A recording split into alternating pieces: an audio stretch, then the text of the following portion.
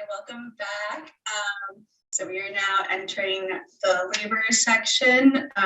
If you're on Zoom, for automated captions, you can select the button at the bottom of your Zoom screen that says CC Live Transcript, and then you can select for subtitles or the transcript.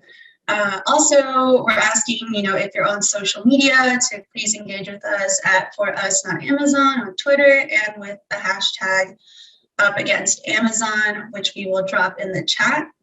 You can also check out our Up Against Amazon orientation guide at forusnotamazon.org. So we're here, we're going to introduce Yambeli Gomez, who is with Make the Road New Jersey.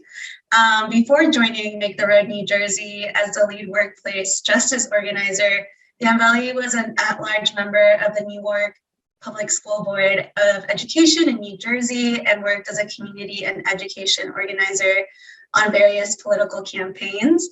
Yambeli has also worked as a labor organizer and assisted in raising the minimum wage for poor and working class people around the country. We'll also be introducing Veronica Alvarado, who is the co-founder and Deputy Director of the Warehouse Worker Resource Center and Alwood. She has over 10 years of experience educating and supporting warehouse workers and janitors who are dealing with issues of workplace health and safety, wage theft, discrimination, and other issues. She attended the Mount St. Mary's College. So thank you and welcome. Hi, everyone. Good afternoon.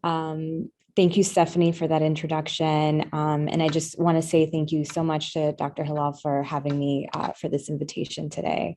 I really appreciate it. I'm going to talk about several things. I think, when we talk about workers, in New Jersey right now, we don't want to. We're building a coalition, and I'll talk a little bit more about the coalition we've built and also about the workers that are currently, organizing. But when we think about our communities and workers, sometimes we think about them as two different things. And I think at Make the Road New Jersey, we've been trying to kind of connect workers and the communities they live in to this fight, against, Amazon's expansion in New Jersey. So I'll start just with explaining the work we've been doing. And part of that is two parts, right? We have been organizing Amazon workers, but we've also been creating a coalition to fight Amazon expansion, specifically around an airport hub in Newark Airport. So like was said before, I am the lead workplace justice organizer with Make the Road New Jersey. Make the Road New Jersey is a community organization that builds the power of immigrant and working class communities in New Jersey. I'll first start talking about the Good Jobs and Clean Air Coalition. So that coalition came about last year, in August of last year. Between our organization that's based in Elizabeth, New Jersey, and environmental groups and labor groups in Newark and all over the state. Sometimes it's not obvious to people, but the fight for good jobs is also a fight for the environment and for clean air in New Jersey. And I'll make that connection in a minute. So on August 5th, 2021, the Port Authority of New York, New Jersey, they're usually the institution that leases the land in Newark Airport, which is one of the largest, airports, regional airports here. They authorized their executive director to enter into a 20-year lease agreement with Amazon Global Air for two buildings on a 23-acre site at Newark Airport. Amazon plans to transform that site into a 250,000 square feet air cargo facility. and will pay the Port Authority of New York and New Jersey $150 million in rent upfront and approximately $157 million in rent during the terms of the lease, and an estimated $125 million in capital investment. This was a really big deal when we read about it from a very small article that came out on August 5th. We were kind of in shock just because if you know anything about Newark and Elizabeth, we are already, we're mainly Black and brown people that live, in Newark and in Elizabeth. I live in Newark, and we have the second largest port in the country. We have incredible amount of truck traffic already coming through. A lot of our community has already worked for Amazon or is currently working for Amazon at one of their many delivery stations or warehouses in the area. During the pandemic, they expanded in a rate that was unprecedented in New Jersey. They are now the largest employer in New Jersey as of right now. And that wasn't the case before the pandemic. So, this deal, we tried to find more information about it. There was nothing. They gave the authorization to the executive director to sign this lease in August. But when they did that, the deal wasn't even on the agenda. There was no way for any kind of public comments on anything. It was done in a lot of secrecy with very few details. So we came together, some incredible environmental groups that have been fighting in Newark for decades, us and some labor unions that were also very concerned about them coming into Newark Airport, because we later found out that this airport hub is displacing union members already at the airport. So we know that, Amazon is notorious for violating workers' rights, and, they've hurt a lot of small businesses in the area as well during the pandemic. And the community surrounding the airport, mainly of Newark and Elizabeth, didn't get to weigh in on this deal. And I'm going to share a little, an article about also how, these warehouses have come in. It's a great article about how a lot of these warehouses come in communities of color, and they work in a very systemic way of just exploiting the community and not really giving anything back to it. So we've been going since last year. We started in September, going to every single Port Authority meeting. They're supposed to usually meet once in New York City, 1 month in New York City, 1 month in New Jersey. But since the pandemic, they have not come to New Jersey. So we've had to go to New York City since last September, every single month. We've been outside, we've been protesting, they are not accepting any kind of public participation in the meetings.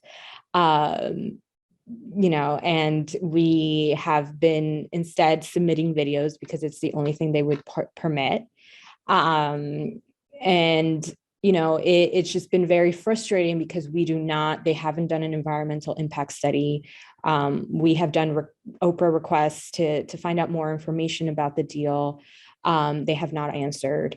So we are highly concerned. And I think that, one of the things that they were trying to sell to the community is that they're going to bring 1,000 new jobs. But we already know from experience, and actually I've talked to other airport hub workers from around the country. We've had a meeting just so they can give us kind of a heads up here in Newark, what's coming for us. And, high injury rates, and it's very similar to the warehouse work that already exists in New Jersey, and high turnover rates as well. We believe, the coalition believes that we deserve better than that. We deserve better than just, the churn that Amazon goes through our communities, right? We have been canvassing every single week since September. We stopped a little bit in the winter, but we've kept up, and we've collected thousands actually of petitions, pledge cards, just asking the Port Authority to please stop this deal, and to please consider the community in this deal. From that, we've also been kind of reaching out to workers, because what we realized is that when we went into the community and we started talking to people, we were talking to a lot of Amazon workers, and they all live in the same neighborhoods. They take rides together.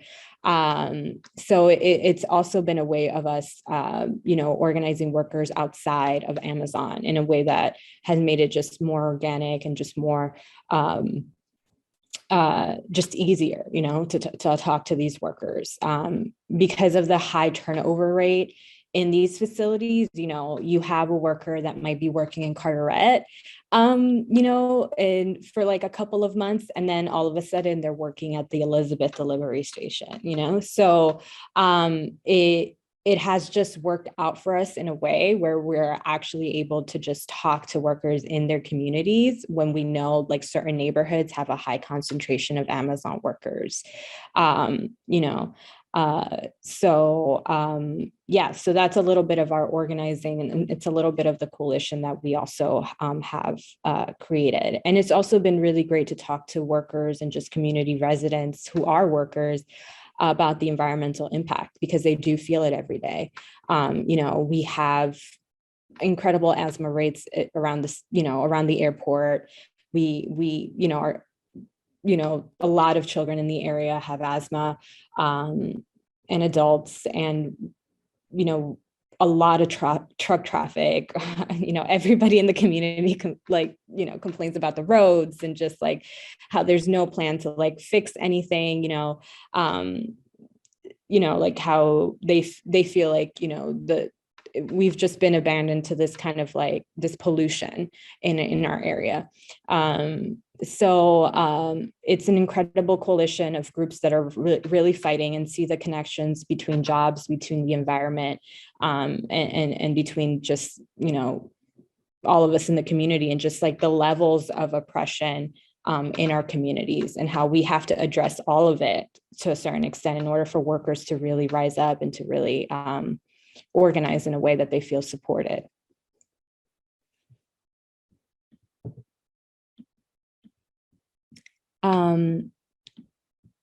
So just to, talk a little bit more in depth, while I think I still have like 10 minutes or something like that. Kind of, okay. And I meant you can take more time if you need. Okay, just give me a time check, please. So like I said, airport hubs are very similar to Amazon warehouse jobs. In other air hubs, workers reported that the main jobs are similar types of work, and that, they also said that Amazon did not comply fully with OSHA reporting requirements for air facilities. So the data is pretty incomplete and extremely limited. So from the limited data that we had, we can see that injury rates were higher than the private sector average. And in the first quarter of 2021, one air hub facility reported a total of 58 injuries. So I know that there's been other articles that have shown just like how Amazon leads in injury rates across the country, in their warehouses, even more so than Walmart. So it's just talking to workers on a regular, week after week, especially in our communities. I mean, I have family who's worked for Amazon. It's impossible to kind of live in Newark and Elizabeth and not know somebody who's worked at Amazon, and also not know somebody who's been injured by working at Amazon. These jobs are highly automated. In 2019, the last year of, injury available data, they had a serious injury rate of 7.9 per 100 workers. And it's just, again, it's just out of control. And what we found with workers is that when they try to ask for accommodations, they are being denied time and time and time again. They get injured on the job, and even access to workers' compensation is sometimes difficult, or even access to HR. It is a struggle for a lot of workers to get the help that they need in a lot of the situations. And what they do is they just end up leaving the job because they just physically cannot. They're standing up 10 to 12 hours a day,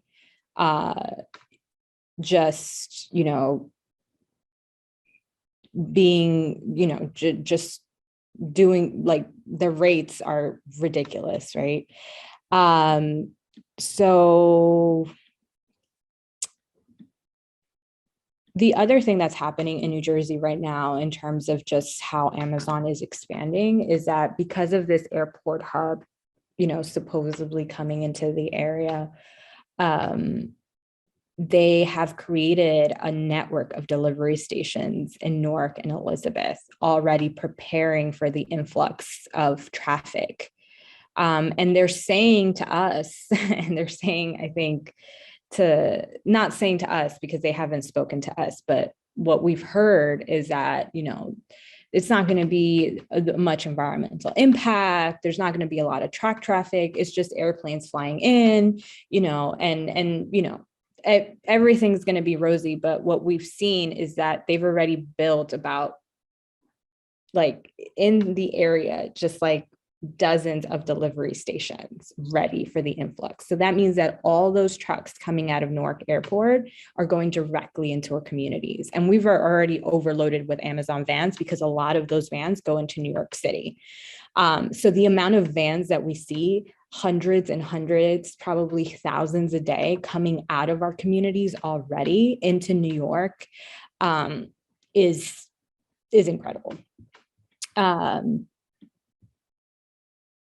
And just to give a little bit of background on the environmental impact, which we are very much tying together with the jobs component, is 2018, Amazon emitted 44.4 million metric tons of carbon dioxide into the atmosphere.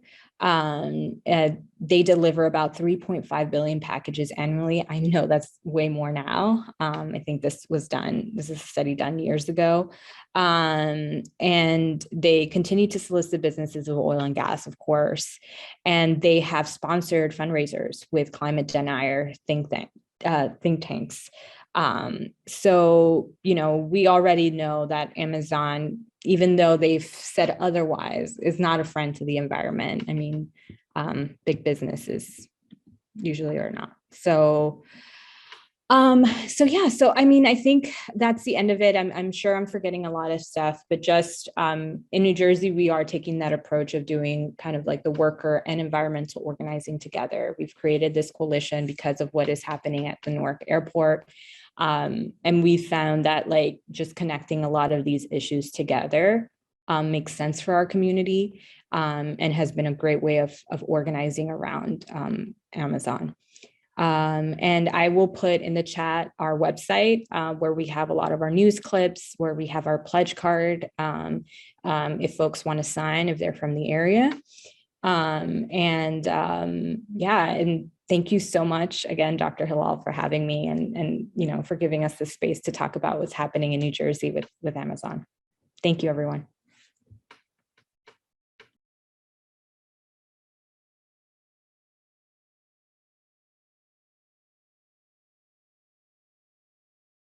Thank you so much, Ambelli. Now we have Veronica, who is able to get on right now, and she'll be talking a little bit more about workers' rights as well. Hi, everyone. Can you guys hear me? Perfect. Thank you for having me. I apologize, just leaving a doctor's visit for my little one, but my My name is Veronica. I'm an organizer with the Warehouse Worker Resource Center. We've been organizing in Southern California about the last 10 years. So maybe I can start by just giving a little bit of a background about the industry and how it's kind of ballooned into this, monster that it is. So about 12 years ago, we started as a project from Change to Win. Some research had been done about what was the next frontier for organizing and what were those key industries. It was identified that logistics, hospitality, the medical fields were definitely three big industries that we needed to pay attention to.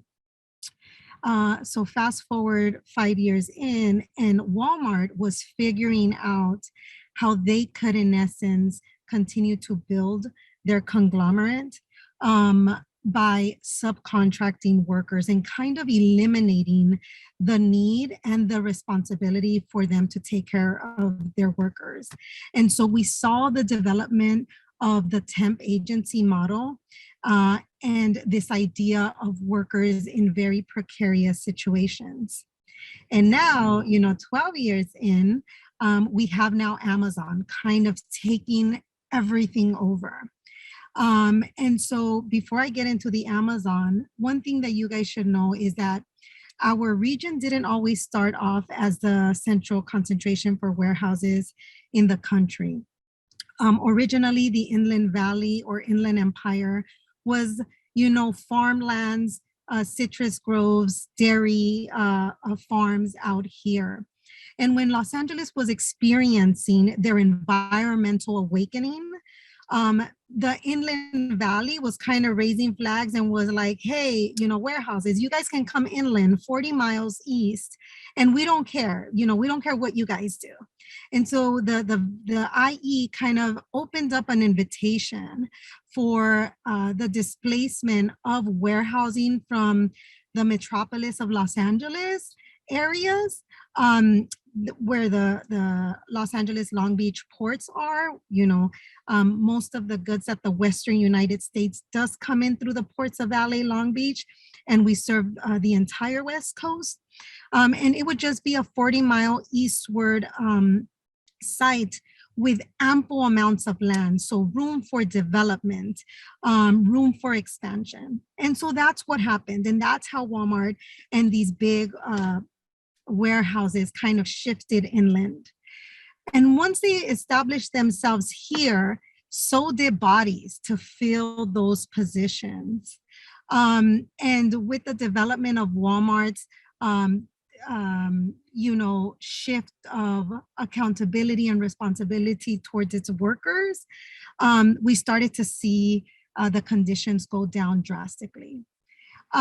And so while we had our series of issues with Walmart, what we're seeing as a new frontier is definitely the way Amazon has developed its situations. In the beginning, when we were exploring what these conditions were, what we noticed was that Amazon actually was like, we don't need to go through temp agencies. We could hire directly, and we could, in essence, have like these perma temp or seasonal positions where we could mass hire and mass lay off seasonal workers. And so we have the development of the badge system. I don't know what it's like in other parts of the country, but the badge system was like, we could hire, 1,000 workers during the peak seasons and then lay off, 1,200 workers during Christmas, or pay workers to leave the facility and then hire people again. If you're asking me, how are things now? We're not seeing layoffs. Part of it is because we think they've literally burned through everyone they could have in the IE. The amount of turnover has been insane. And so now we're not seeing layoffs where we would have seen it at the beginning of the year. We have facilities where they have completely automated through giant systems called linear, where workers are just feeding the machine, and some of the things that I'm hearing from workers is like, I'm sitting idle or I'm standing idle with nothing to do for hours on end, but the biggest complaint is the isolation. I'm not doing anything. I can't engage with anyone. And I'm literally just me and a robot. And the mental toll and stress has been really difficult. And then at another site where we actually have an entire underground comité functioning, what we're seeing is that issues pop up frequently because the policies are not across the board. So we have management kind of figuring things out as they go. When workers get injured, they kind of make rules up, launch investigations, figure out how that can be pinned onto workers. They have the entire development of the AmCare system, so Amazon's internal assessment process for if you're injured, does this require you to go outside to seek attention? And most of the time they're trying to treat in-house, often the time acting or taking the role of medical professionals, which we are still in the process of exploring and investigating the legitimacy of this. And then we have other issues around wages. Even within the comité, some of our leaders are like, now we're seeing Amazon now we're seeing Walmart at their DC starting to pay $22 an hour. So people like actually thinking like, where can I go elsewhere? Because Amazon is no longer cutting it in terms of being one of the higher wage paying employers. And so we're seeing a big opportunity for us to organize or to continue to organize with our community. And at the same time, understanding that this is a humongous feat for us to take on and still being really excited because it's just the nature of what we do. I know that was a lot. I don't know if there's any questions, comments, or concerns.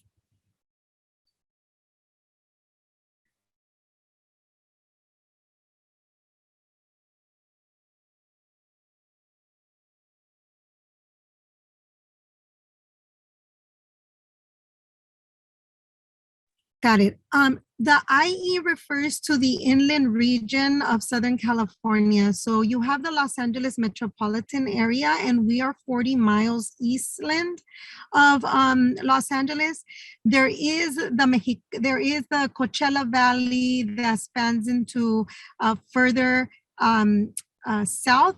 That is not us. That is now another region. We are the largest 2 county regions in terms of geographical space in the Inland Valley. So we're really desert is what we are out here. But the amount of people that have shifted inland to chase jobs has been extreme over the last decade.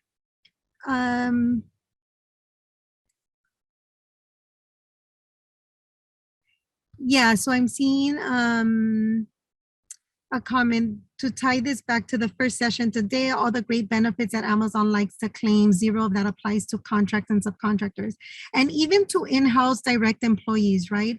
One of the things that we saw during the Christmas season was they had little to no announcement of shutdown days. And so people that worked back half shifts were directly impacted because Amazon was like, we're going to shut the facility down. There's going to be no pay. And they had a very limited amount of opportunities to earn or come in on during other times to make up those wages. So some people that were impacted lost up to 32 hours. There was like really harsh stories of how people even got challenged with evictions because they went with almost an entire week of no wages. That's actually a fight that our workers took on. And the latest is that Amazon during their last all hands meeting claimed to be changing the policy at certain facilities because of this push. This was an action driven that, you know, in an 1,800 person facility, about 207 people signed a petition and pushed on this for about a month and was able to get a response from Amazon. Right, the IE is east of LA. Shame that the U.S. is so adamantly against nationalizing. Yes. Yes, about the monopolies piece. Um, yeah, and so, these are some of the things that our workers are definitely seeing. Like, how can we make these positions better positions? How could we make the Amazon more accountable to the impacts it's creating? And so on the inside part, we see the conditions directly impacting workers. And on the outside part, we see Amazon coming in, asking for giant subsidies from places that have had financial difficulties. For example, in San Bernardino, they took over the Norton Air Force Base, an ex-military base that wasn't being utilized. They subsidized most of that development. Really unfortunate, because it's San Bernardino has been going through financial difficulties for many years. The city even went bankrupt, and it's a place that needs a lot of resources because of the mismanagement of the people running the city. And so now you have Amazon saying, I'm here, I'm going to offer these jobs, and this is the wage that I'm starting people at, the $17 or whatever. But then that disqualifies many of our community from being on some type of assistance, and the amounts that they are paying is not enough for them, for our community to then be able to sustain a family. And so we see people being creative and, holding multiple jobs, figuring out how they're going to support their families. One worker leader that comes to mind is constantly struggling. Her son is going through a lot of crises in his junior high, and she's like, I can't be with him, I can't take him to the attention that he needs because I'm always here, and I'm here and it's not enough to support him. And so they're caught in limbo. Some other stories are like, I need the public assistance dollars to survive. And so Amazon is impacting our communities in multiple manners, not to mention the environmental impacts that it's created. There was overriding considerations that were approved for this air facility to go through. You're talking about an inactive air site that operated no more than about 2 flights a day. And at the peak, the projection is that this site will become a site that will operate up to 24 flights a day. So the impacts, the environmental impacts and the health impacts to community will be drastic. And it was approved in large part because of the financial and economic contributions that was alleged this was going to create for the San Bernardino residents. So the impacts are very widely felt, and also being forced fed to a community that has no other options. Many employers, many infrastructure that was in San Bernardino before the financial crisis of that city actually fled San Bernardino. So now you have a place that can offer 1,800 jobs. And it's like, what do we do, right? Doesn't Ontario, California already have a large airport? We do have an airport, yes. And Amazon is there already. The difference is that the Norton Air Force Base would be, it's literally Amazon's airport now. It's the contract that was given to them, they'd be operating the facility. I'm trying to remember the rate just to allow you guys to gasp. It was something so ridiculous, like for the next 30 years, they could pay like $100, like something that was just crazy. And again, we're like, the people of San Bernardino are in essence subsidizing this. Yes, Ontario has an airport. It's more of a commercial facility, more of a commercial for passengers. And this is a air freight airport that is kind of being taken over because it used to be a military base. Exactly, Air Amazonas. I have a question for both of you, just kind of based off of what we've been talking about so far today. Are y'all familiar with each other's like work? And also, what kind of seems to be the universal issues across the board?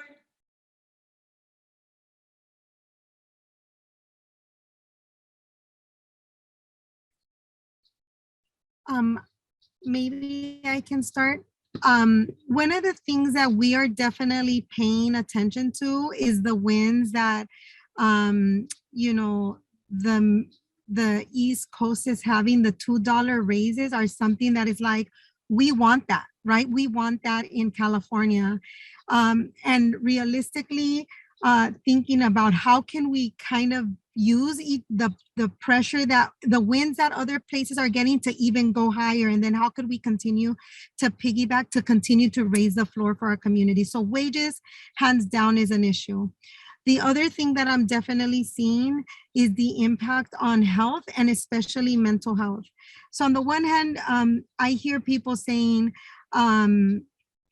fighting around not having to do a lot of work is a tough fight, but the mental strain of isolation is heavy.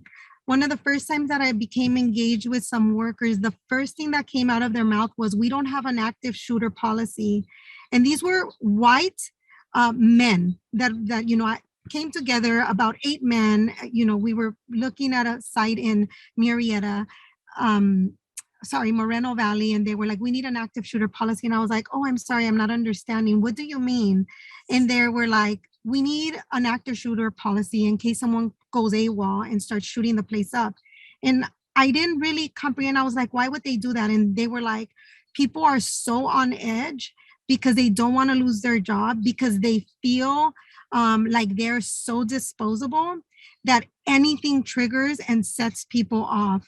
And that was very eye-opening for me, because I didn't expect this from white middle-aged men. And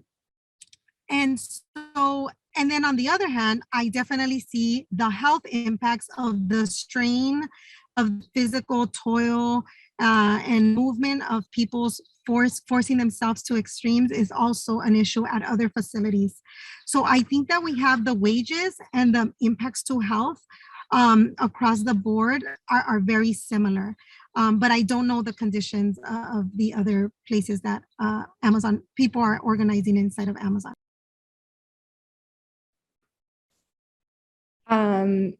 I'm so sorry, I didn't catch all of the questions. I apologize. Hi, Veronica. And thank you for your amazing work in California. So here in New Jersey, and I'm sorry, could you repeat the question again, just to make sure that I'm answering correctly? Yeah, so the question was kind of just based off of what y'all have heard each other talk and what we've discussed so far, seeing if there are any kind of like constant issues that you see pop up across the board. Okay. Yeah, and I just wanted to mention, we actually, before our fight with the airport hub here in Newark, we met with some folks from San Bernardino to kind of start our own campaign against this airport hub in Newark. So that was really helpful for us, just to see the community effort around, you know, kind of stopping the airport hub. And here in Newark, they haven't signed the agreement yet for the airport hub. And they actually were supposed to sign on November 1st of last year, and they haven't signed yet because, and from we've heard, is that there's a lot of problems in the community with the hub.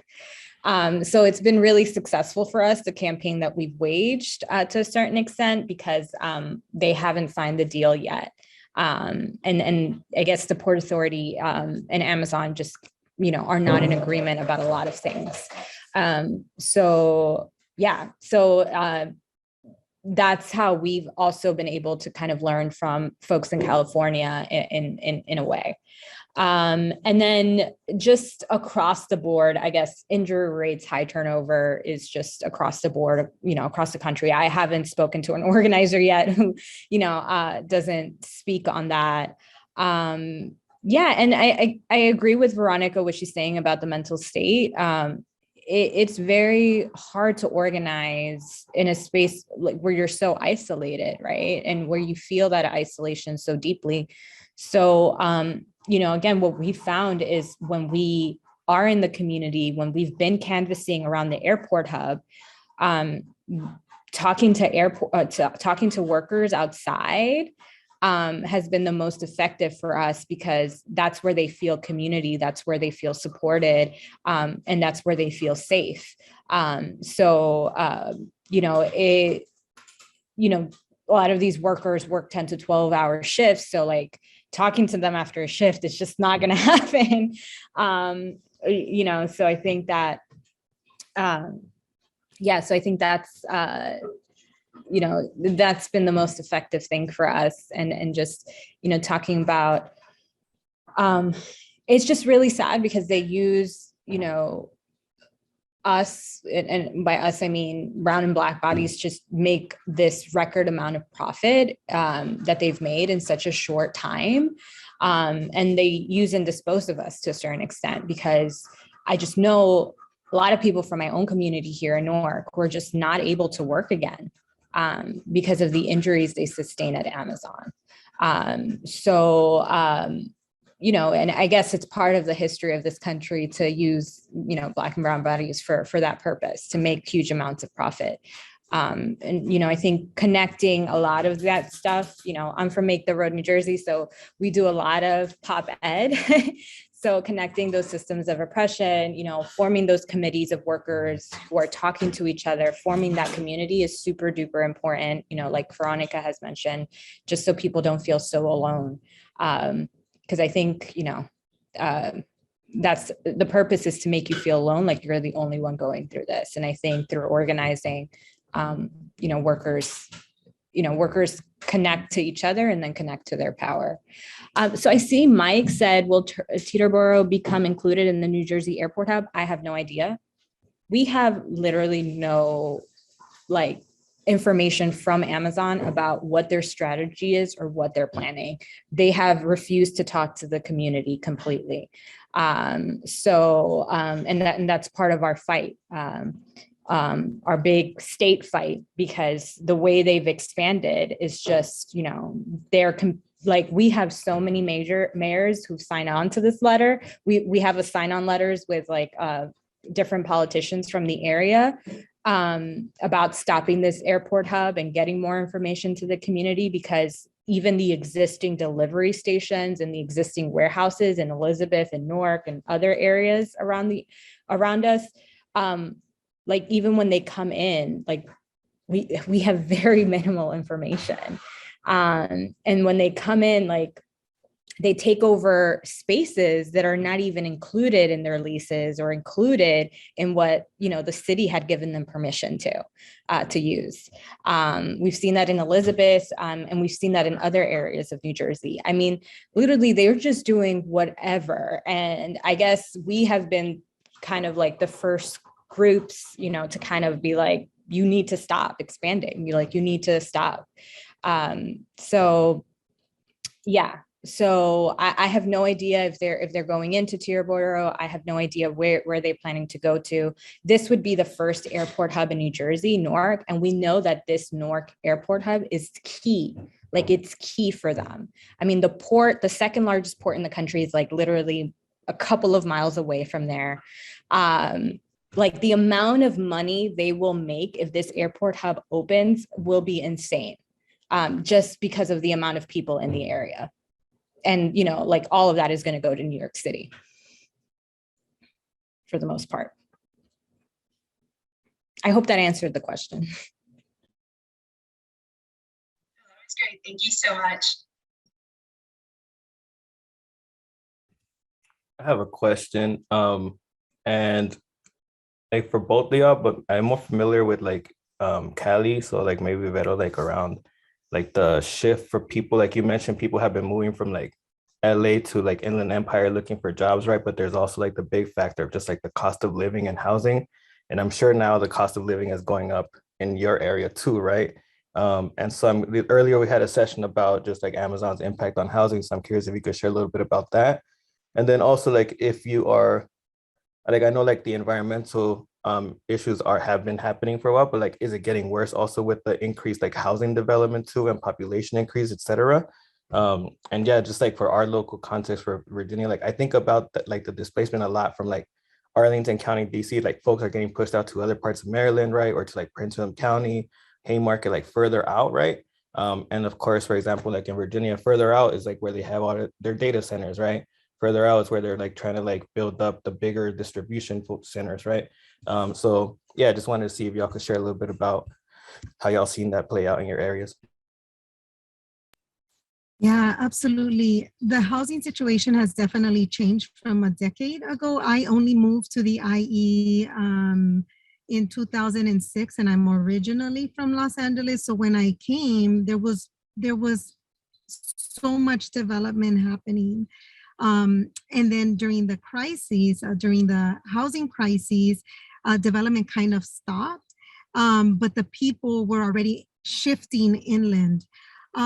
That pause in housing development, but the continuation of growth kind of created this niche for rents and living situations to become harsher for our communities. Right now, one of our people that is inside of our facility is now trying, they just said last week, like, I think we found a break to rent out like a garage for like $1,400. And I was just like, I remember I left LA because I couldn't afford $1,400 rent in a small 2-bedroom place. So things are definitely, they're definitely peaking in the IE already. We are seeing the development kind of slowed down, and the environmental impacts just have added to that because the IE is kind of like a bowl.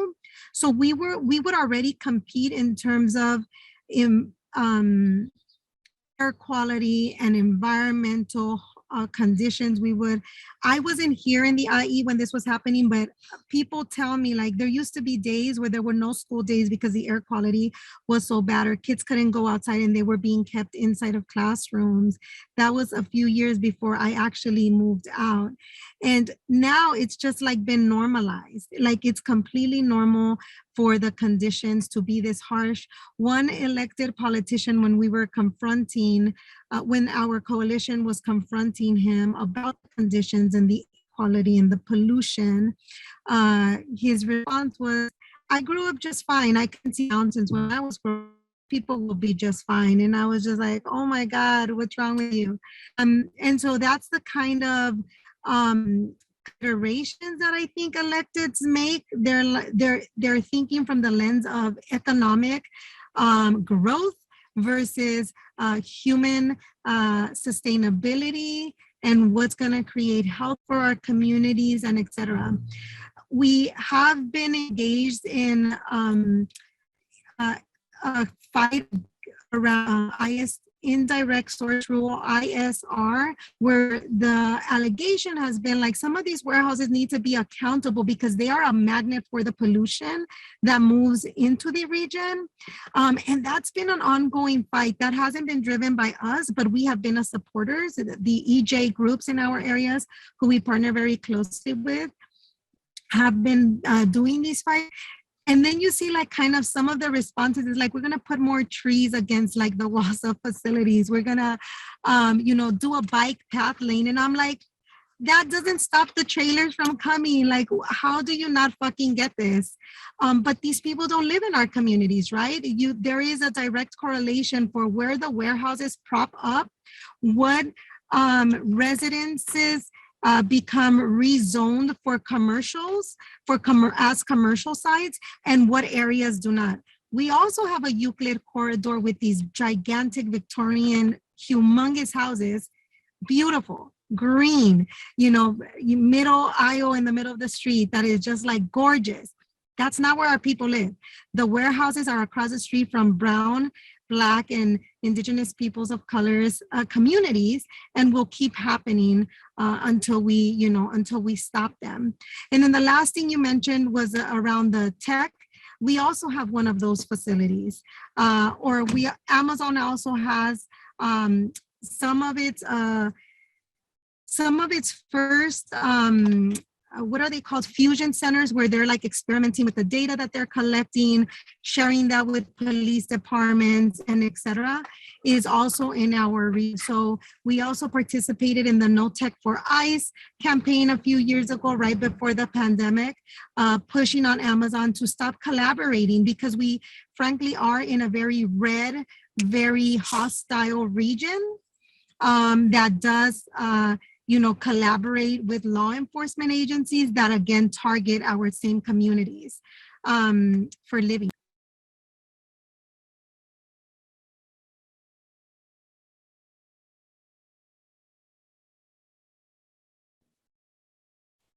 Yeah, I'm not sure if I can answer some of that, but I will just say that I think in the area that we're in the New York City metro area.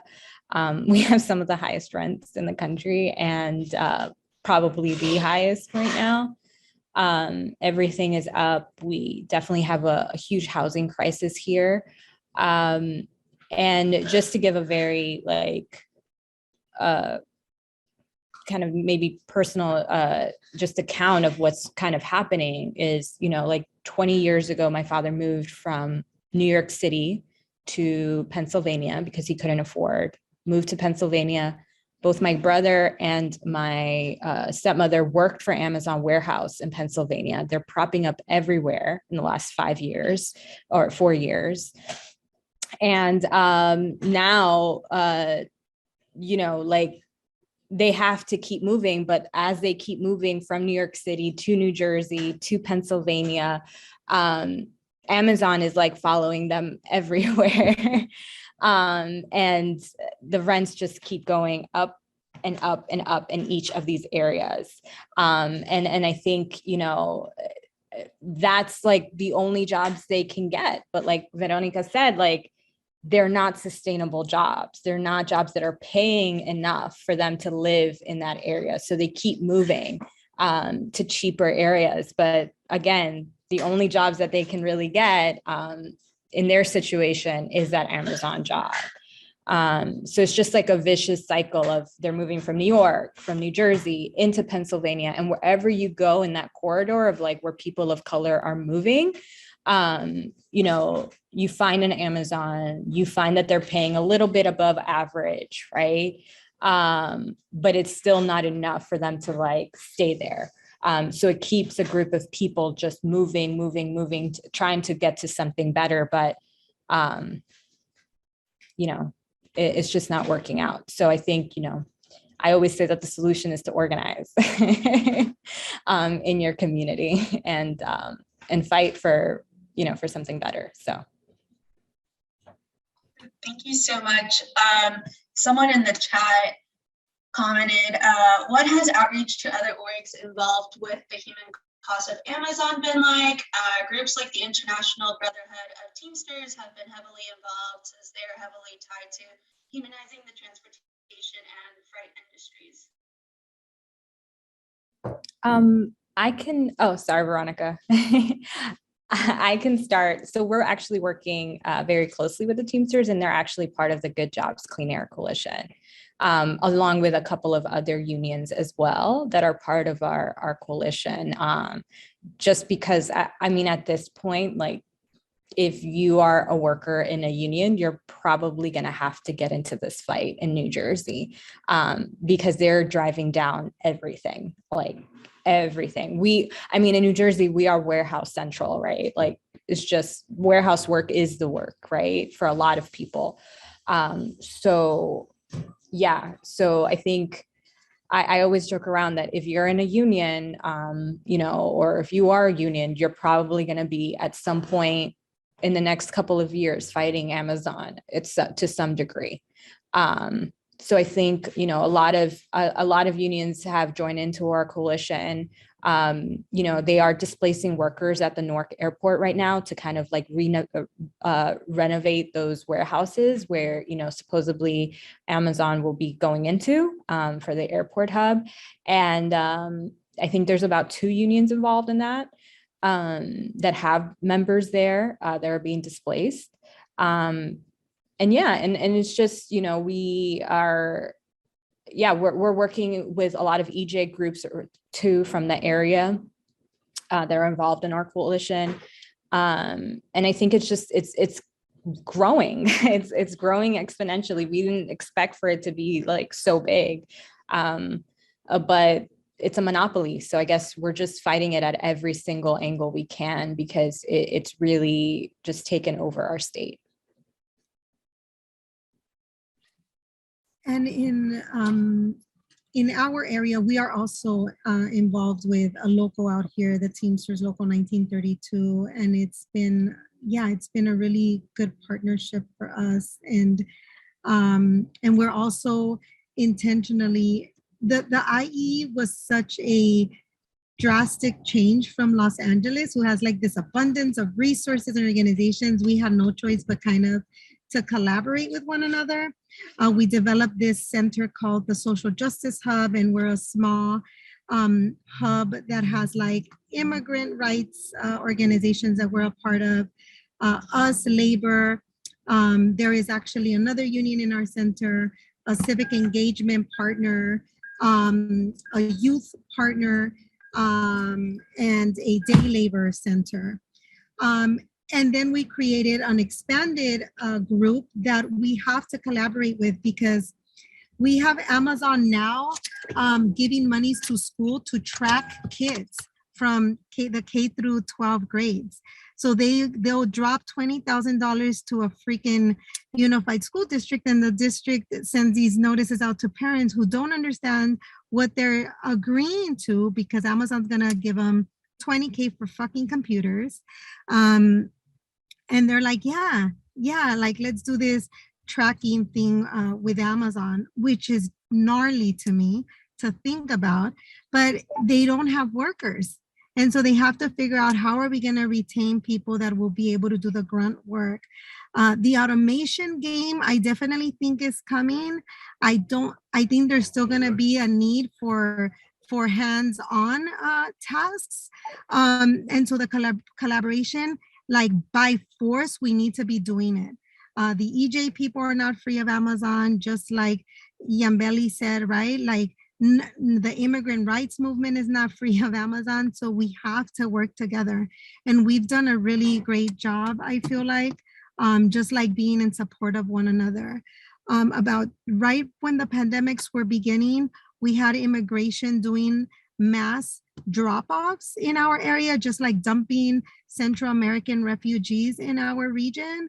And this coalition kind of got together and sheltered and transported 500 people to their final destinations.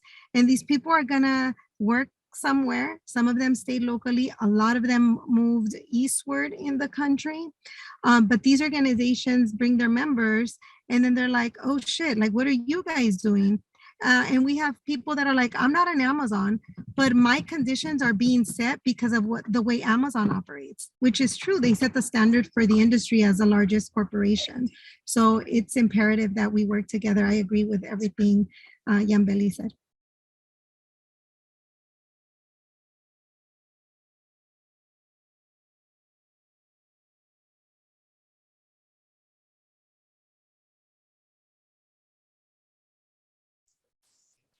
Okay, so I also had a question, and this is generally about like organizing a resistance, because I think a lot of us are familiar with what has been happening, like the tricks that Amazon used in Birmingham, and I think at JFK 1 or JFK, like one of the JFK warehouses. Like a lot of the usual anti-union tactics. And earlier today, we watched some of the videos about like Amazon's own anti-union propaganda. I'm curious what kind of resistance y'all have come up against, either directly from Amazon or maybe from Amazon workers to organizing?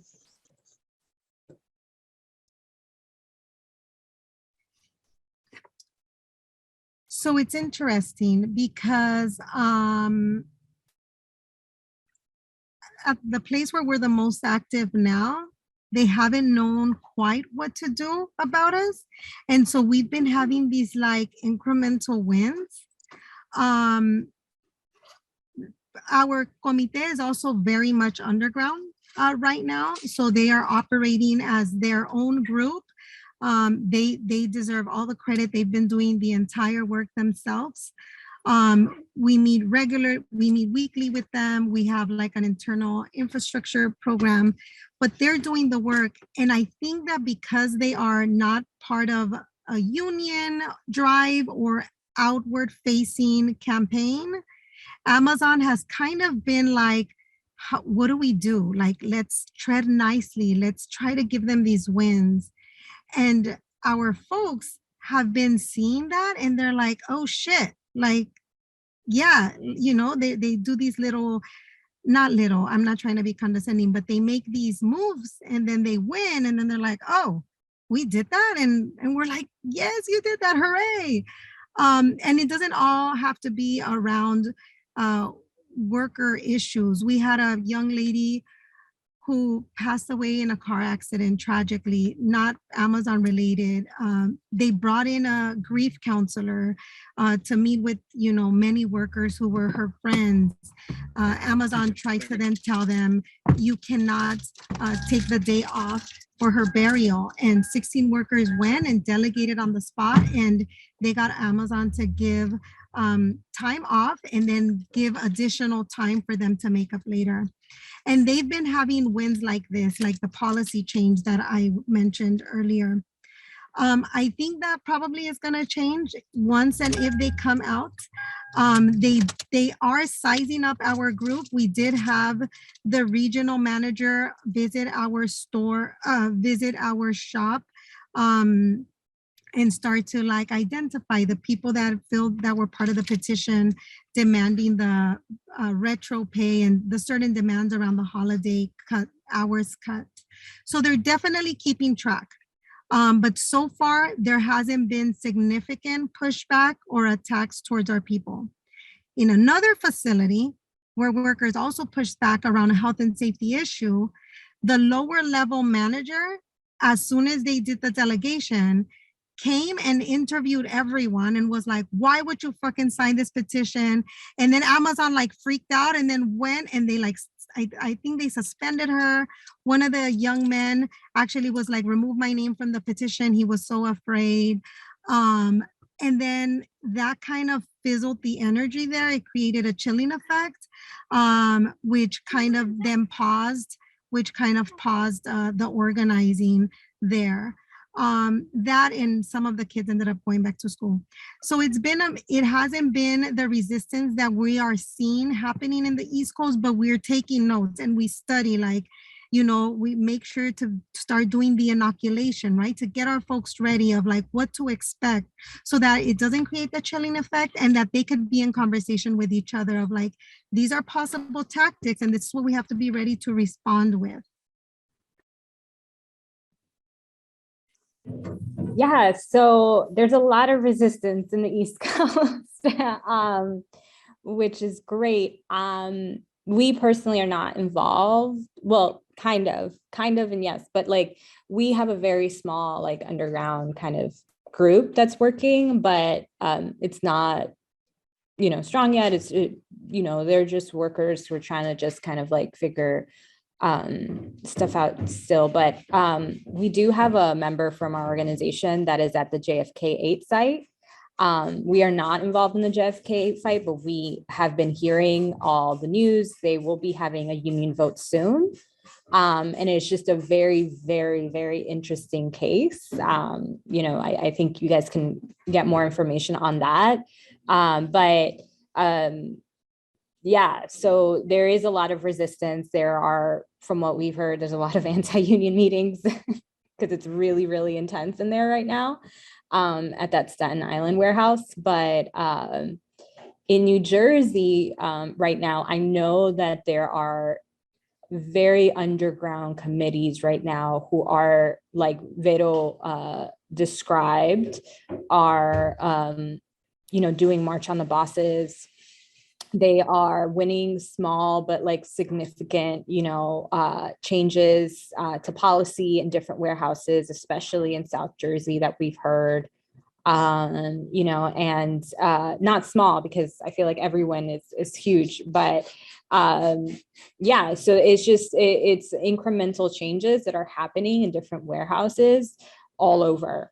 I'm not leading that work, but there is a network of people leading that work here in New Jersey that I am connected to as well. And yeah, and they've been doing it for a lot longer. Here at Make the Road, we just kind of started doing that work like last year. So we still have a very small committee that's, resisting, but very, we're not at the level yet of just, doing any kind of March on the Bus or doing kind of any kind of petition yet. But, I always say, like, workers are braver than they think, right? People are braver than they think. And, there's all kinds of things happening right now at these facilities that are just amazing. I mean, and they're up against so much. So just to, like, some of the worker stuff that I forgot to mention, the dynamics in our community are usually here in Newark, and I'm sure in other places, is that they pin minority groups against each other. They're in New Jersey. Jersey City is the most diverse city in the country right now. Like, and I'm sure there are places like that in California as well, where unfortunately what happens is that in our communities, they pin us against each other in order to, like, reap profit, right? In order for us to, like, not really challenge the system, in order for us to really not organize as well as we could. And that's what I love so much about our coalition, is that we're kind of like we're not doing that. But in Amazon warehouses, what we've heard from a lot of workers, especially from workers here in Newark, is that they do that inside of the facilities. They put Hispanics against, like, some of the Black workers, even though some, Hispanic, we come in all different colors. But, like, they pin us against each other in a way that makes it hard to organize inside some of those warehouses or some of those delivery stations where we are now. And also there is a good group of Black immigrant workers from West Africa that we've also been in touch with, that work at some of the facilities in the area. And they've been saying that they're not up for promotions, but they're the hardest workers. They have the highest rates in the warehouses. So there's a lot of that kind of racism within the warehouses that is just so noticeable and just so there and then glaringly obvious for those workers. So, and yeah, and it's been, and some of those workers have even been like, you should come to my church. Like, half of the people in my church in Newark, we're from Nigeria, but half of us are working at the Amazon facility, and having those connections, doing those connections are really important, because it's just, those are the kind of issues we've been kind of organizing around that have made things more effective for us. And just kind of building worker power in a way that doesn't replicate the same conflicts that happen in our community. But kind of transcends those conflicts. And for me, I feel like that's resistance, right? Like, just not replicating the same thing that happens in your community in the workplace, and kind of going beyond that. I don't know if that made sense, but that's what we're doing.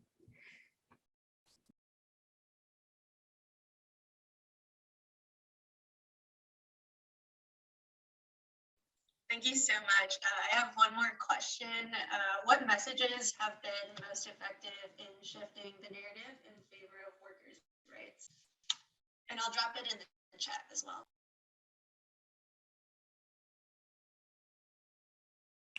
I'm so sorry. Can you repeat that? I couldn't hear. No.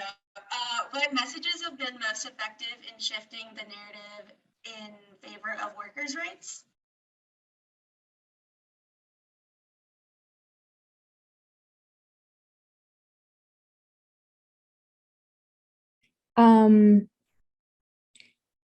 In favor of workers' rights, sorry, the narrative where in the community, inside the warehouse, or just in general, I guess. I can say this. So just like the narratives in terms of like gaining public support, Oh, you know, okay. like embrace some of the changes that workers are asking for. Yeah, that's a big one for us in Newark. So years ago, I worked for Newark for the city, and you know, Amazon was in great partnership with the city of Newark because, you know, they were providing jobs and providing Ring video, like the Rig videos, like everybody in Newark had a Ring like thing for free for their houses, if you can believe it or not. And I think Amazon got in there and organized our elected officials and our some of our community folks in a really effective way. Like Amazon came in and gave us jobs. Amazon came in and gave us this. Amazon came in and gave, you know, and I think shifting that narrative now, like at the beginning, they were like, why are you talking bad about Amazon? You know, why are you guys saying all this stuff? Like, you know, at least they have jobs.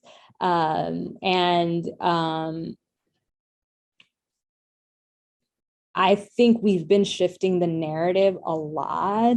And I think one of the messagings that's been most effective around workers is just connecting, like, you know, that brown and black people, like, we deserve more, like, as communities, we deserve more than just these jobs that like churn us over and just use and disuse us, right? I think that has been really, really effective messaging.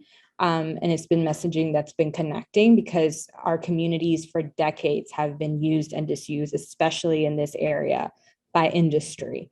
You know, Newark and Elizabeth it's just factories. We're all like, for decades, you know, and once those factories closed and we were out of jobs, and once they reopened again, you know, we had jobs again. And it's been a consistent, just like come and go of big business that has exploited us. And it's a narrative that people know very well. They've just forgotten. It's like we have amnesia in our communities and we just forget that these companies have been in our communities and they've used us and then they've left us with a whole bunch of problems, right? Like in Newark, we have like around 4 to 5 Superfund sites just from these factories that were there, you know, in the 60s and 70s that, you know, the government hasn't even begun to clean up yet. We have a garbage incinerator that burns trash from New York City. Like we already know this narrative, like, you know, in us, like we know our families who have suffered through this. We know this system very well. So for Amazon to come in like they're a savior, like our communities know better, you know what I mean? And I think our elected officials know better. I think, you know, Amazon was just using our collective amnesia for a minute to just, you know, come in as a savior. And I think, you know, just connecting it to our local fights that we've had before has been really great messaging in order to kind of protect workers and build support around workers in the community. So yeah, so that's the kind of messaging we've been working on, and in Newark, it's been, you know, it's been effective so far to kind of connect all those things. Yeah, I'd 100% agree.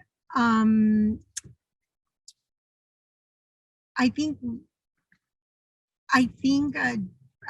very similar to Yambeli and everything that's happening in Newark. Like our community is so desperate for, jobs and to be able to support themselves, that there was almost like this competition, like, are you in the industry? And if yes, well, which employer are you with? And Amazon being like um, this status symbol. Like, I work for Amazon, like not one of the bottom feeder facilities, but over this last decade, and especially true after the pandemic, even though our community is exhausted about talking about the pandemic, so workers don't want to hear anything about the pandemic, they also experienced what it was like to physically work for Amazon during the pandemic.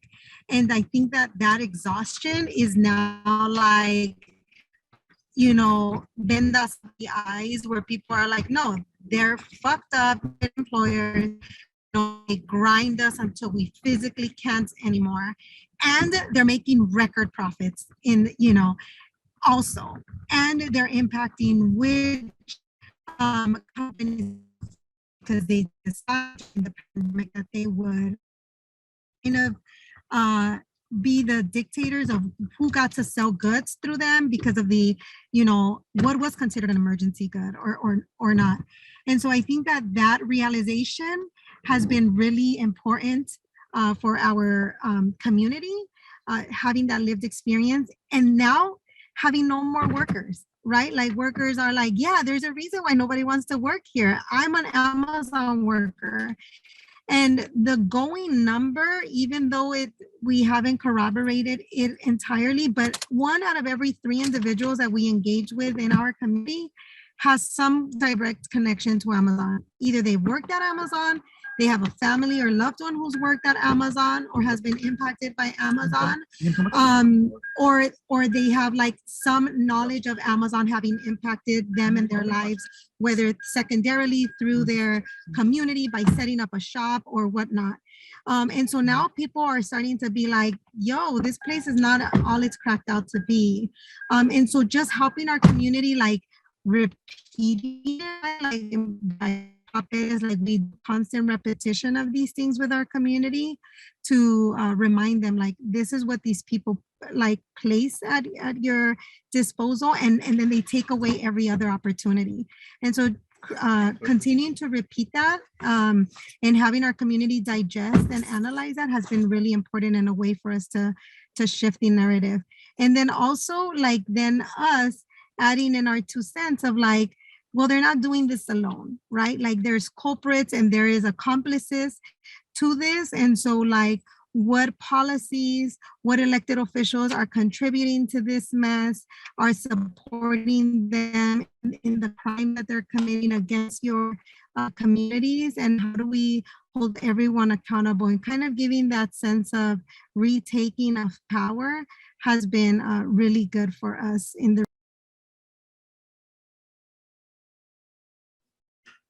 Yeah, and I just wanted to add, like, for us, we do have a small group, and they're still not ready to.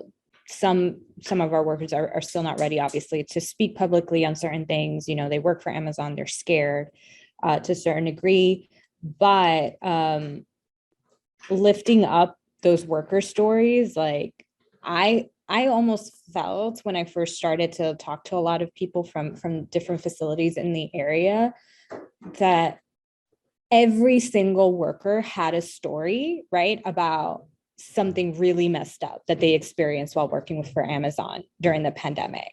But it was almost like they didn't even want to share it because of, like, I mean, number one, the trauma, obviously, but like, working through the pandemic was a really traumatic experience for many workers. But second, it was like almost like the community didn't want to hear it. You know what I mean? Because they were like, well, just be grateful for Amazon being here. Why are you complaining about your job? Like, why are you, like, you're making more right now doing very easy work. You're just standing there, like, just scanning boxes or you know what I mean? there was almost like a shame around it, you know what I mean? Especially around the pandemic, to a certain extent. And I was not shocked, but it was just kind of like, wow, like there's a lot of work needed here to kind of change that, and just kind of like just talk about it openly, and have a safe space where workers could like really talk about it. It almost felt like the worker felt like they were all by themselves experiencing this really traumatic experience by themselves, and that nobody else was experiencing with them, you know. And that for me was just very very eye-opening. And it goes back to what Veronica said, where they felt very isolated. It's this type of feeling of just like, I must be the only one who got injured and couldn't get a job afterwards. Like I can't work again, you know, after Amazon. Like we've had members who have worked for Amazon who have told us like they're injured, they're disabled now, they're not going to be able to work again. And they don't even want to talk about it. There's like a shame around it, because I guess they felt like they could have done something to not get injured. They could have done something to not like be so weak or something like that. Like it's in like the mentality about it is very like it was very eye-opening to me, and to some of the other organizers here, just because when we were hearing these stories, we were like, this is really bad. This is not good. Like, what are you talking about? You know? And they were just like, oh, well, like, that's what everybody, like, that's just how it is there, you know? And, I just didn't tell anyone, or I tried to tell HR, but nobody really like got back to me. So I just left. And, yeah, it's just, the shame, the embarrassment, like I guess, our mentality around capitalism, and, how we just have to like work ourselves through it. That whole messaging, we just had to like, that whole mentality, we had to like, really work through it as we continue to organize workers in the area. I really want to echo the last part there. Yeah, like going in, it was really big also in California. And in California, out of the 10 industries that were categorized as essential, we ended up as a byproduct of the pandemic and also a fucked up capitalism status, taking on a fight for excluded worker benefits, because the people that didn't get a chance to say no during the pandemic, if anyone had a chance, it was people with status that somehow may have qualified for pandemic relief dollars or unemployment or things of that nature. But during the last administration, you had the attack on our undocumented folks of all races. And so there was like this exodus of public benefit dollars. And then they were also excluded from pandemic relief dollars. And then they were also excluded from federal dollars. So we had like workers that were like, I can't even complain because I'm in a mixed status household. And now I'm the only one that is employed because Amazon is one of the places that continues to operate in a crazy status, but nonetheless continues to operate. And so there is this like deepening of trauma that was happening in our communities. And it was really harsh, right? And so when I talk about like, there are people, all kinds of people were impacted.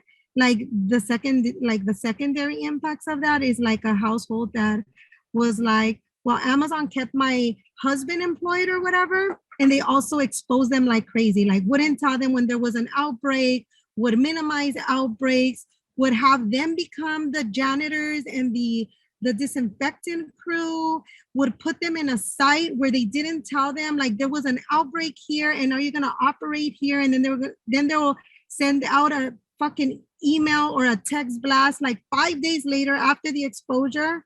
And it was just insane, right? So just want to echo everything that Yambeli said. It was nuts.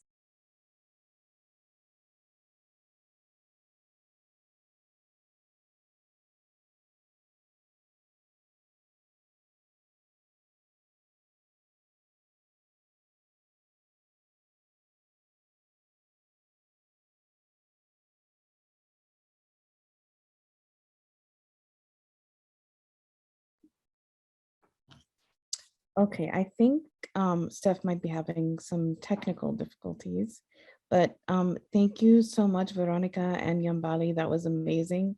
And really grateful to both of you for sharing this information.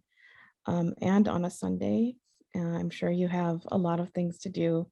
And we're super grateful to both of you. And also glad that we recorded this and we will be sharing it out to everyone who registered and on our website. So people may be contacting you because you have a lot of wisdom and knowledge to share with us. And we're very grateful for that. So thank you both so much.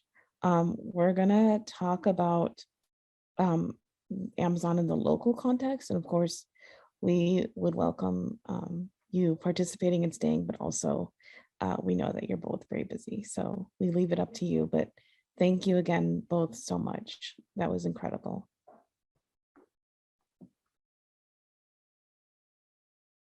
Thank you so much, guys, for having us.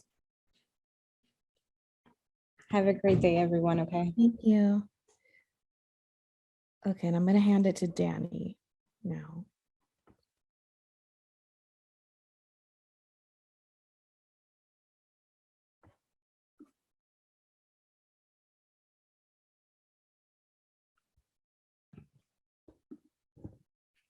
Am I up? Yes. Cool. All right. Hi, folks. And thanks, folks who are here so in the space with us. We're gonna just do a quick wrap up and just share a little bit about some info we gathered. I'm not sure exactly what the timeline was now, but some months ago, did a survey about what folks are interested in this area and what's most concerning about Amazon being here. And so let me pull up this presentation.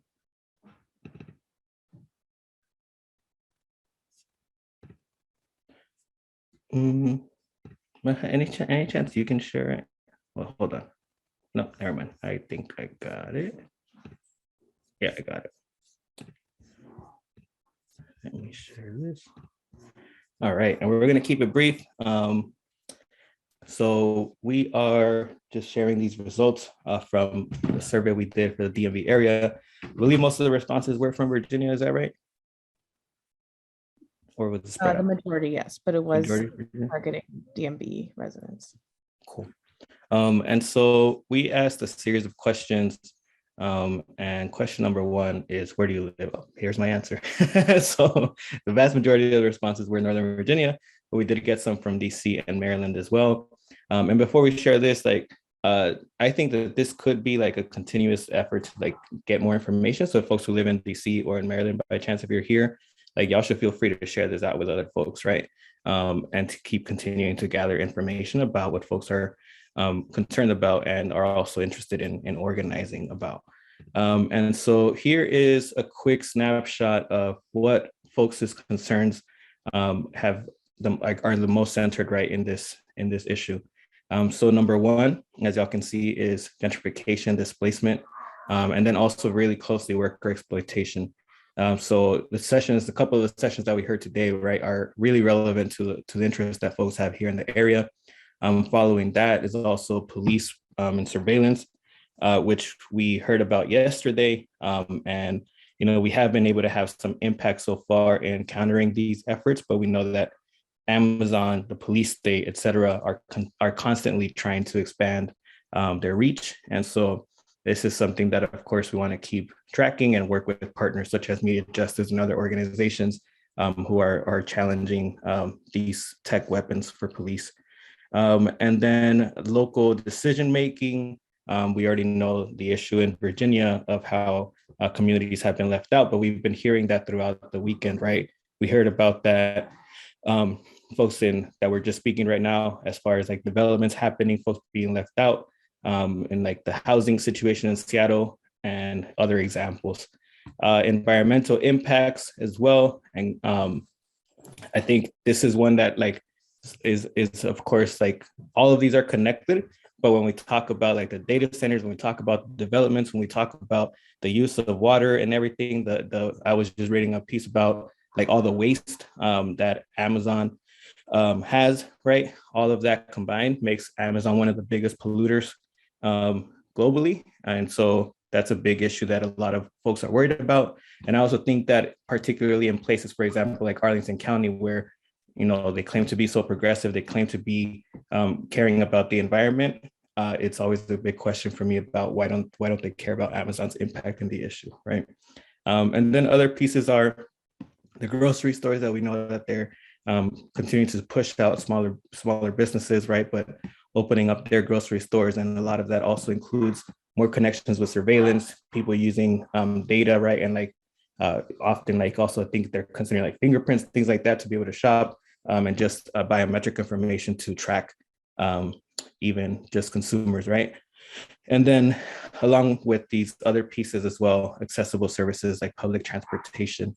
And this is one that we're also seeing linked up with the housing and that potential, like that quote unquote housing equity fund.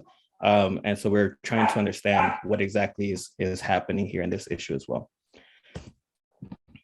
And then the next question was, have you or anyone experienced any of the following due to Amazon's influence in the region? So top two, overwhelming, right? Rent increases and being pushed out of neighborhoods is something that's been happening, but it's extremely felt now, right, since Amazon HQ2. And so this is when Luz was speaking earlier, right, like the two examples that Luz shared, Columbia Gardens, right, where this is something that is people are being pushed out right now without any real support and without commitments for folks to be able to remain in their community long term. And so that's a big concern that we have as a coalition and of course as communities. Working conditions, we heard the way that Amazon sets the standards around working conditions. So when they take over, they drastically drop and they set that harmful standard, as folks say, like race to the bottom, right? Lots of small businesses. We've heard also from small businesses. Luz and another organizer have been doing outreach, for example, in South Arlington along Columbia Pike. And I went one day, and we had 5 conversations with small business owners, and 3 of them on their own brought up Amazon being a concern, right? Not even us asking about it, they just know and they're feeling it already. And otherwise, racial profiling.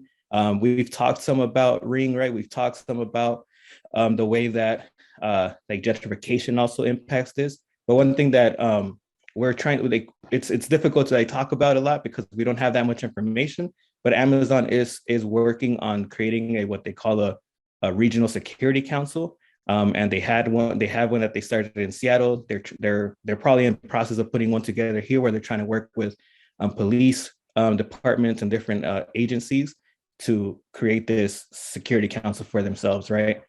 And of course, with that, we can expect a lot of more racial profiling as happens in this racist country.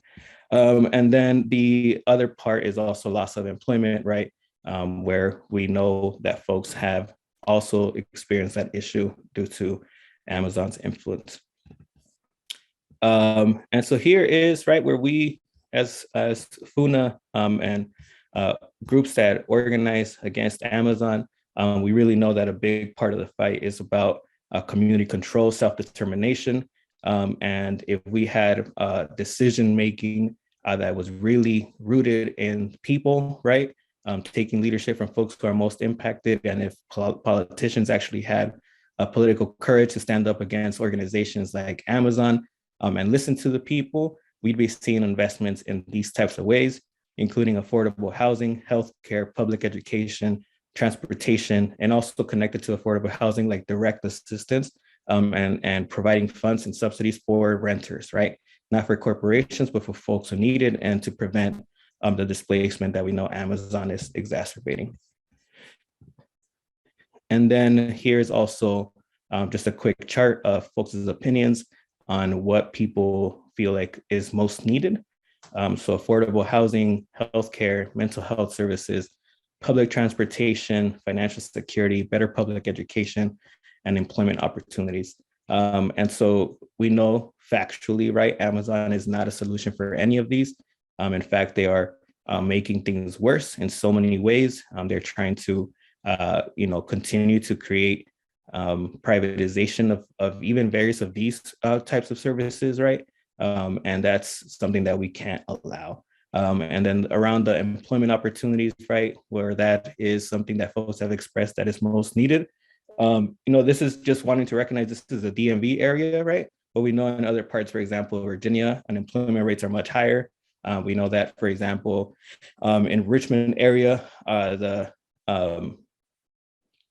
well, I just misplaced the word. Desalojos. Displacement. But yeah, like when people are sent to court, I'm forgetting that term right now. Wow. But the displacement, right, is happening. In Richmond, there's a huge crisis of people being pushed out of their homes, right? And so this is just for this area, but I know if we were to grow the scope of it, there would definitely be other ways that folks are really concerned about this. And then also, when it says employment evictions, thank you, Alex. So yeah, there's a huge eviction crisis in Richmond and in other parts of Virginia, and I'm sure in Maryland too, right? So all this, I think would definitely shift a little bit, but still housing would be a key issue throughout the region. And then employment opportunities, right? That's something that folks need. And I think also a lot of our framework is quality jobs, living wages, right? Not exploitative and abusive jobs as Amazon provides. But then also, really changing the way that power dynamics work here. Virginia, for example, constantly touts the fact that they're quote unquote the #1 state for business, right? But then what does that mean for working people? What does that mean for folks who are creating really all of the resources and wealth that these corporations extract, right? And so this is, again, a quick summary of what the survey covered. It was over 100 responses, right? And so it feels like it was a pretty good snapshot of what folks in this area are feeling. And we are looking, like I said, to hear more from others and to continue to grow this base to organize against Amazon's impact and fight for like I said earlier, self-determination of our communities. And so with that, I'm gonna stop sharing my screen. And so, just wanted to see if folks have any questions or any additional thoughts that folks would like to share. We are close to closing out, so just wanted to give folks an opportunity for that.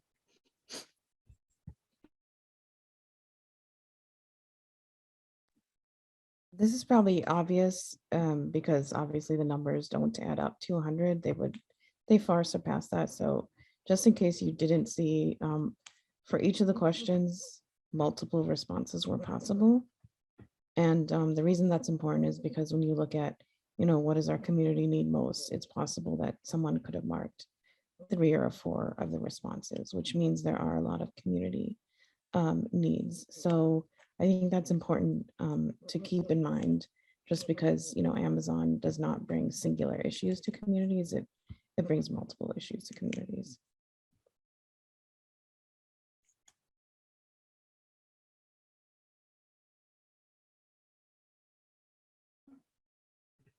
Agreed. I see Ibrahim, you have a question. Hey everybody, Salam alaikum to those around as well. Thank you so much for everything you guys have been doing. I know I mentioned this earlier in a little message, and I've been watching yesterday primarily. I just couldn't get off a meeting today to focus in again, and really learned a lot. And I know I'm jumping at the end, and I don't know if this is out of place to ask, but I'm certainly looking forward to, next steps. I think if I understand correctly, you guys were just kind of gauging where you guys are at as far as where people think we should go with the work, or I'd just like to be briefly caught up. And hopefully I'm not completely out of order, and would love to support the efforts in any way I can. Again, thank you so much for everything. Cool. Yeah. So there will be some follow-up, where we'll send out the videos, links, and everything to the recordings. And then also a forum for folks, right, to see if they want to help out and in what ways you'd like to connect. Also, if there are folks here who are part of organizations, right? It's a coalition that's made up of both organizations and individuals, right? That's how we've been since we started. So we also encourage folks to get involved that way. And yeah, like part of this is definitely to do some grounding on the way, like the local political education, and taking direction from folks as to where we'd like to proceed. Right now, though, we do have some of the work going on around housing, and Amazon's impact there for so housing justice work, and supporting Justice for Pooh, the sister and Pooh Sean Brown, who died who worked at the Springfield warehouse, and supporting their family. And then of course some other issues like policing and surveillance that we're also tracking in this area. So in this area, primarily those are the main focuses, right? But as we're able to grow more organizing spaces and coalition, if there are folks who are interested in like anchoring other pieces, then we're definitely open to that. But yeah, is there anybody that want to share anything for here?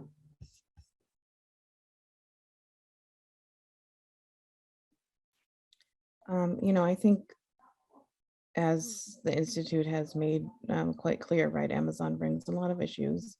And so we have kind of sought to tackle multiple issues, I think, at the same time.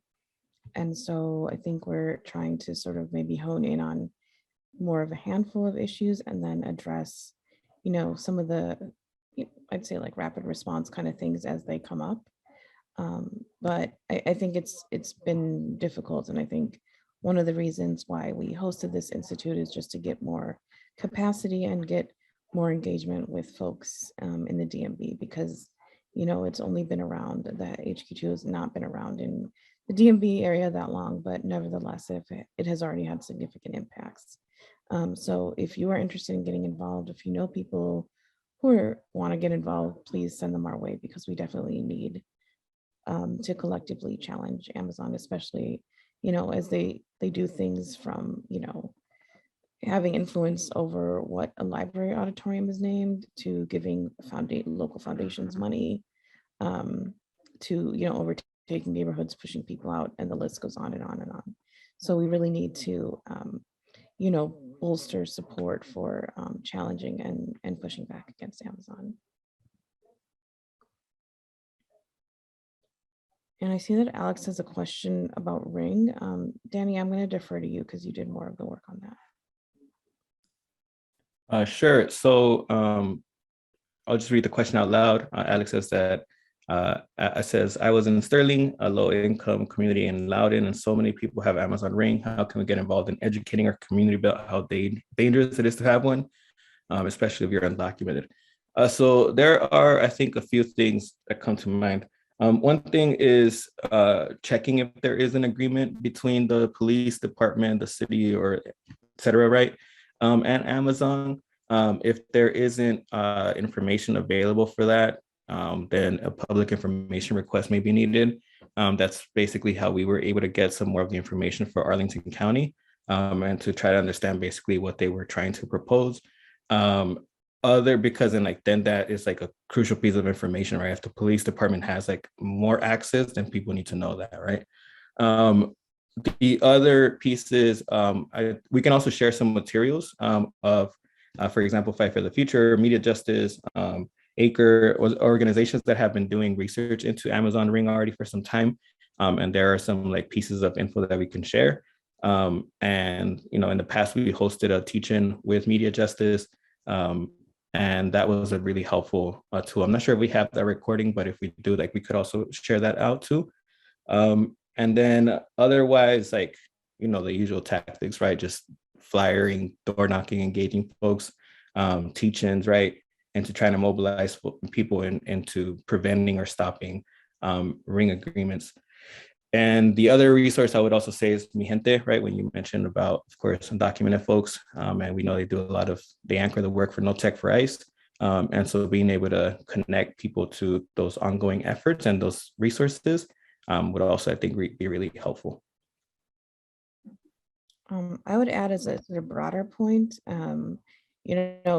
Ring is a manifestation of the problem that, people don't trust each other. There's no sense of community. And, you know, we have a lot of racist, xenophobic, Islamophobic, you know, communities, neighborhoods, societies. And so I think, you know, just broadly speaking, thinking about, you know, what are the ways we can generate conversations in our communities about what makes us feel safe and secure.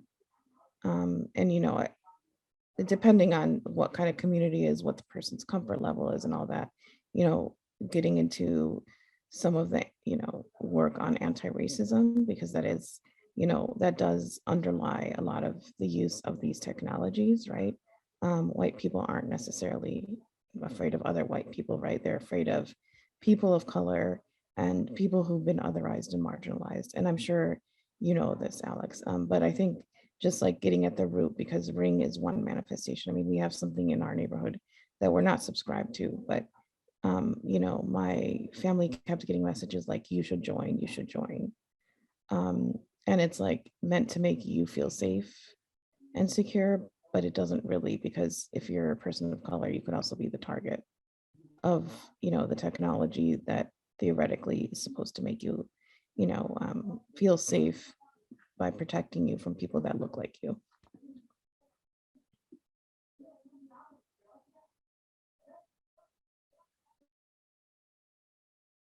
Yeah, and I'll add one more thing that I also remembered is that there, as we know, Amazon has huge propaganda resources, right?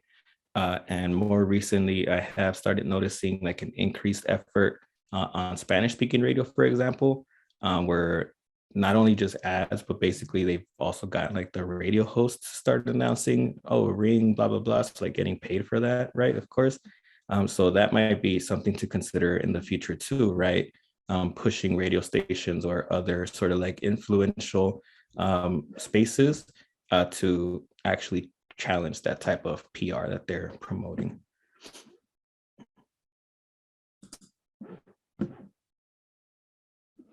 Yeah, that's a good point. I mean, I've gone to like Best Buy a handful of times and they have like massive Ring displays.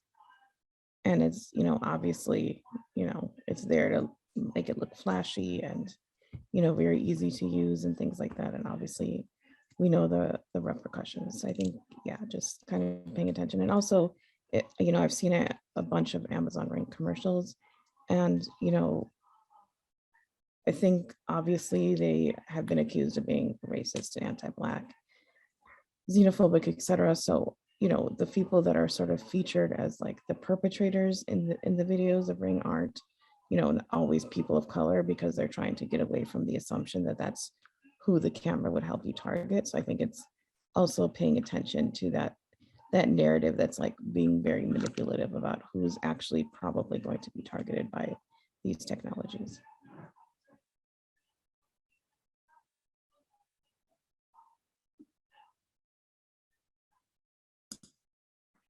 Cool. Any other questions or comments that folks would like to share? Oh, I see a question, a comment from D. Arellano says, thank you for all this information, especially given that Bezos is investing in early childhood education in Texas and opening a warehouse in McAllen, Texas. Yeah.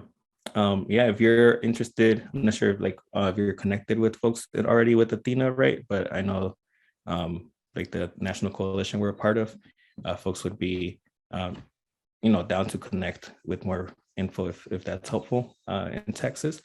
And yeah. Awesome.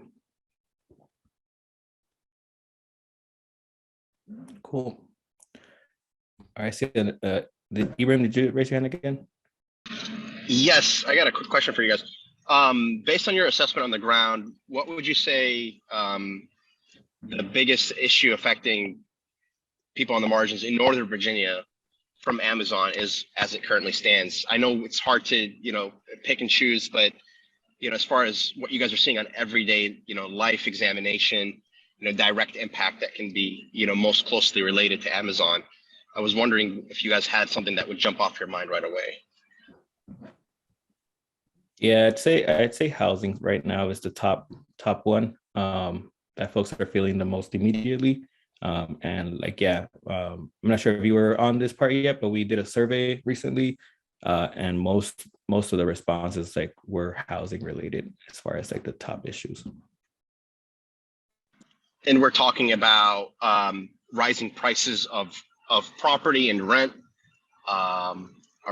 in conjunction with evictions. Is this a perception of sort of what happened during the pandemic, or is this also something that will be is foreseen as long lasting at this point? Oh no, that's long lasting, like just like development and redevelopment. During the session earlier in housing, one of our organizers shared about Columbia Gardens Apartments in Arlington, where they are redeveloping the property. The company that bought it purchased it by right, but it's been affordable for many years, and then now they're gonna knock those down and rebuild and build fancy townhouses, right? So those are the types of things that we're seeing, and like increasingly with Amazon. But yeah, of course, increasing rents as well, I think, is the other big piece. Awesome. Yeah, I only asked because I'm certainly looking forward to combining a lot of housing efforts that I'm familiar with, hopefully through conversations that come from this forum, to bring together a lot of forces around housing, because I certainly think the same. And I definitely look forward to continuing that work that you guys have been doing, that others have been doing, including my own as well on housing. Southern Towers also, I'm sure you guys are familiar of, in Alexandria. They're a big deal, and they're organized, and there's a lot of debt collectors and financiers of projects there that have been harming the local African communities, immigrant African communities in the Southern Towers, and they've been organizing. So that's something that I've been familiar with, and would love to see if we can connect all these, bits and pieces together, I think, going forward. And certainly looking forward to the guidance that you guys have in terms of on the ground. Cool. Sounds good. Thank you. And yeah, I see Chris dropped the link again in the chat. If folks want to can support residents of Columbia Gardens, we have a petition going, and there are also actions happening weekly on Fridays, I believe, at 5 p.m. At the apartments. Well, cool. We are about to come up on the hour. We are getting done early again today, so it's really great. But there's been, I think, a lot of amazing information shared that we can continue to learn from, right? We'll have the information, the links available and stuff. And then, this is a space of community learning that we're going to continue to keep holding similar spaces, right? And so I think that's it on my part. Maybe I can hand it back to Maha and maybe Chris as well, since y'all coordinated so much for this. If y'all want to help us close out. Yeah, well, thank you so much, everyone, for attending. For those of you who participated via Zoom, for those of you who watched the live streams, we're really grateful that you took time on this weekend to be with us in this space. This was just an idea a couple months ago, and it took some work to manifest it, but it was guided by the belief and the knowledge that, collectively we needed to and have to challenge Amazon in our neighborhood, in our communities, in our societies, domestically and abroad. So we're really, really grateful that you were here this weekend. In terms of some follow-up, we will be sending out a survey. This is our first institute that we've convened. So we will hopefully plan to convene other institutes, both to address and reiterate some of the same issues, but also to address some of the issues we didn't get to talk about, such as Amazon's role, for example, in perpetuating apartheid and war. So stay tuned for that. We will be sending out a survey, so we would absolutely love your feedback. So the next time we organize and convene an institute, we can improve the institute based on your suggestions. And hopefully in the coming weeks, we will have the videos put up on our website, which we will have a more complete version of in the next couple of weeks. So stay tuned for that. And when we do have the videos up, please do feel free to share them out. We also have an amazing orientation guide that Chris put together, and it's incredible. It's a really great primer for anyone who wants to learn at least some information and get sort of the groundwork in terms of the knowledge that you need to kind of get a preliminary look at a lot of these issues. So that is already available at forusnotamazon.org, and you can download it, but we will definitely be updating it with more resources and links to share, so look out for that. And finally, I'll hand it off to Chris if Chris has anything to add. But finally, on my end, please do email us at forusnotamazon@gmail.com.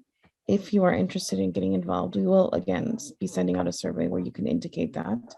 But you can also feel free to email us beforehand if you so wish, and we would love to hear from you, especially if you have ideas on organizing and want to join us to increase our capacity to push back against Amazon in the DMV.